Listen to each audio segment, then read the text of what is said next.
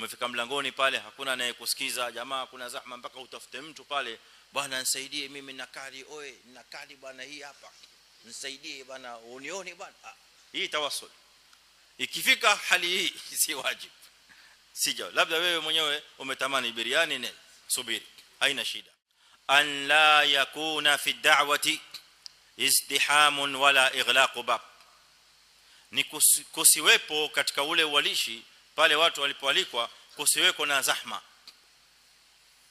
wala mambo ya kufungwa milango.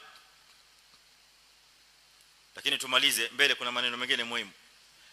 Bihaithu yufdhi ila adh-dhullati wat-tawassul.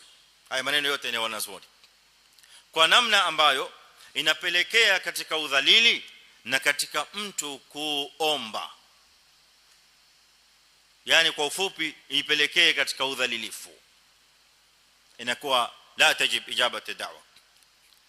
Suratu hadhihi almas'ala, sura ya mas'ala haya ni kwamba mtu alikwe katika mwaliko, akifika pale sehemu ya mwaliko, akitahamaka namna hii, akuta kuna ummati wa watu wamesimama mlangoni pale, wamelizingira lile jilango, watu wamesimama, kila mmoja ataka kujivurumiza, kisha kuwekwa na maskari pale na wamefungana mlango, upiti mpaka uoneshe kadi yako, kama vile ninio itwaje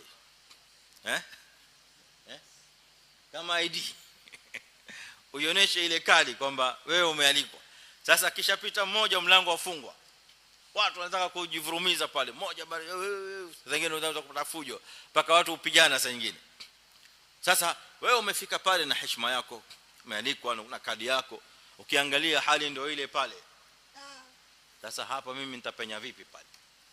Ushaona, hata ukishangia kwenye ule mlango labda ushapigwa ngumi kwa makosa, lakini si kwamba ati kwa kusudi. Kanzo pengine inaweza kuraruliwa, inaweza kutokea masala kama haya. Sasa ukifika katika hali, katika sehemu ya walishi, hali ndio hii, an la yakuna fi da'wati zihamun au ighlaq bab, pana zahma na pana milango kufungwa, na bihaithu yufdhi ila dhulla, inapelekea katika udhalilifu. Maana ule ni udhalilifu. Sasa watu wanakuja kula, watu wamesimama wanakaguliwa, zahma, watu wapigana, wewe kadi yako, wewe ngoja, wewe una kadi simama, kumeletwa na maskari na wanabunduki na marungu. Katika hali kama hii la tajib ijabati da'wa, si wajibu. Kwa hivyo pale wewe ukisema mimi napiga bautan narudi nenda zangu, wala umika, la ulaumiki, la tulam, lianna hadhihi da'wa inqalabat min alwujub ila ghairi alwujub, ishabadilika kutoka kwa wajib ishakuwa si wajib kwa ile hali ambayo umeiona.